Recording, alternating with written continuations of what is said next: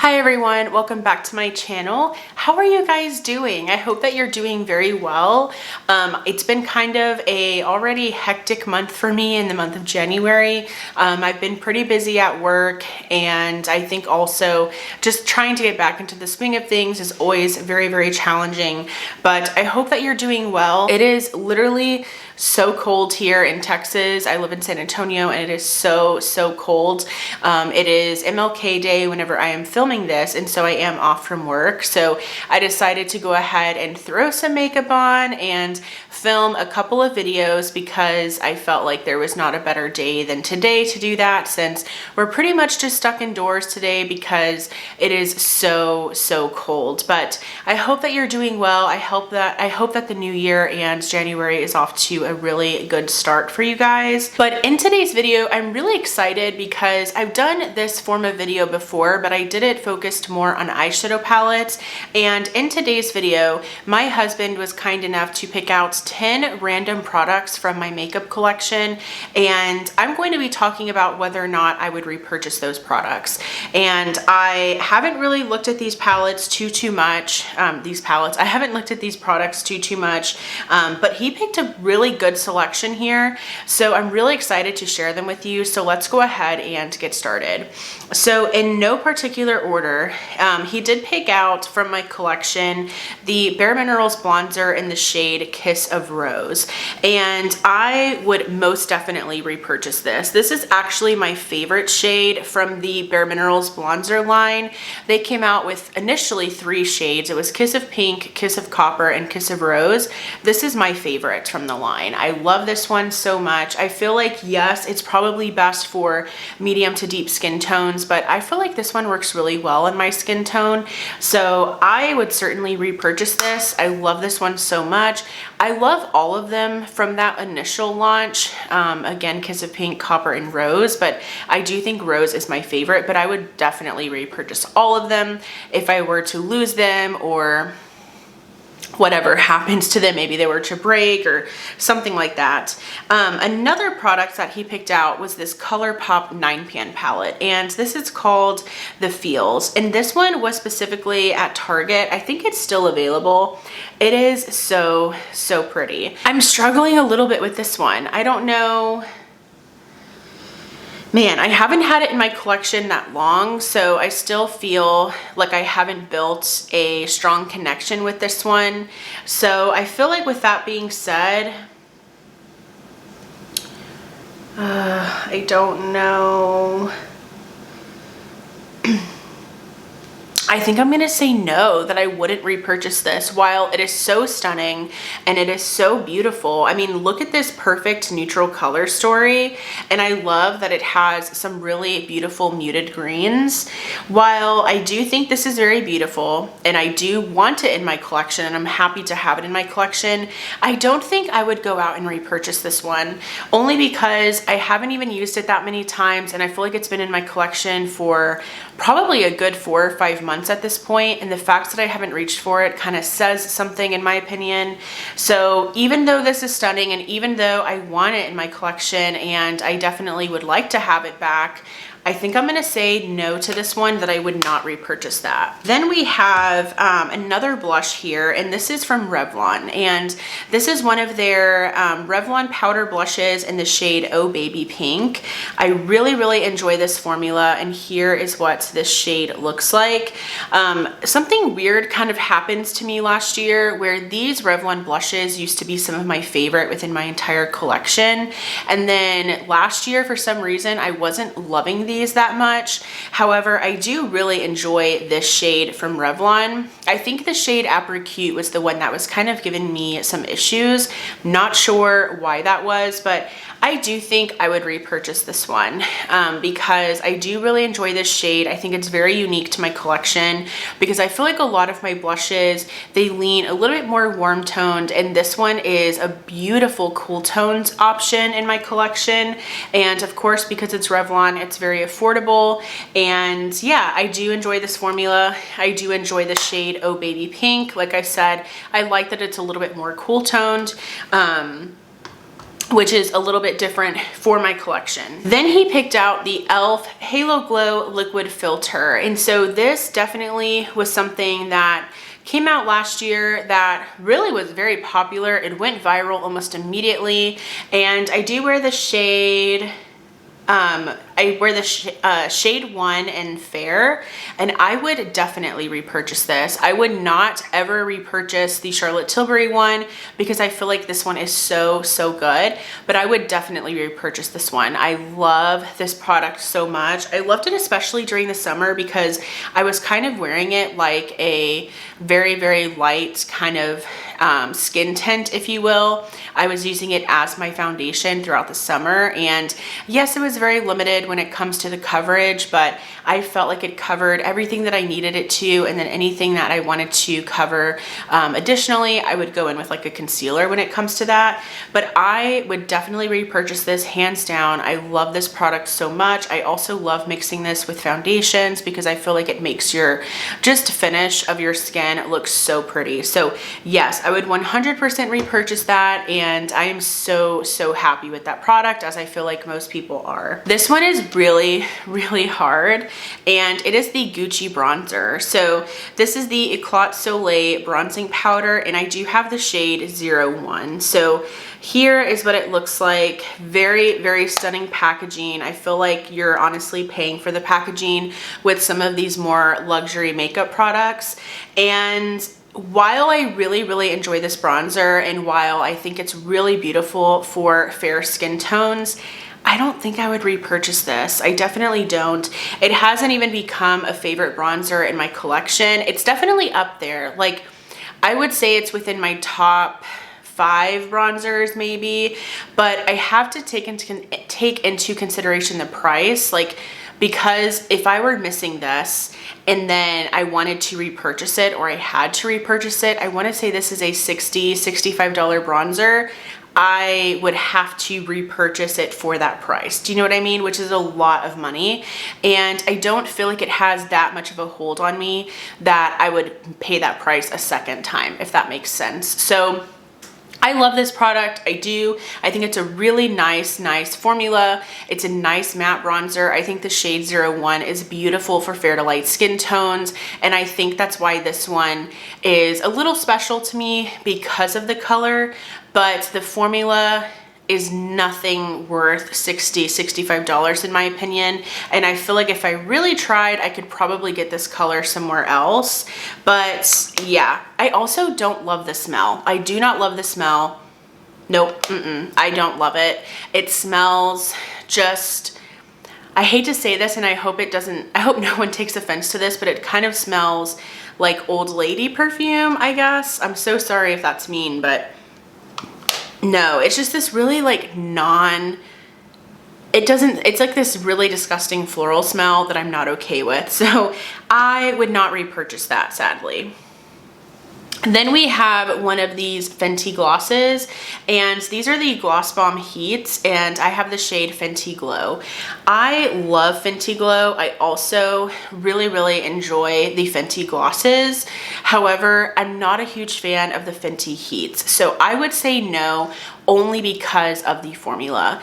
I'm someone who's kind of a baby when it comes to the plumping products. I don't love something that's really burning or that's stinging on the lips. And so this one definitely does that. And it does it for a good, I would say minute and a half, and then it goes away. But it is a pretty strong, I would say, like burning sensation on your lips for a good minute or so.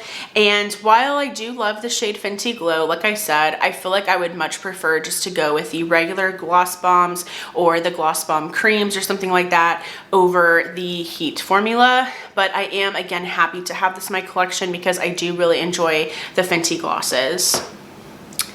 Then we have this one from Bobbi Brown. This is a highlighter. This is the highlighting powder in the shade Pink Glow.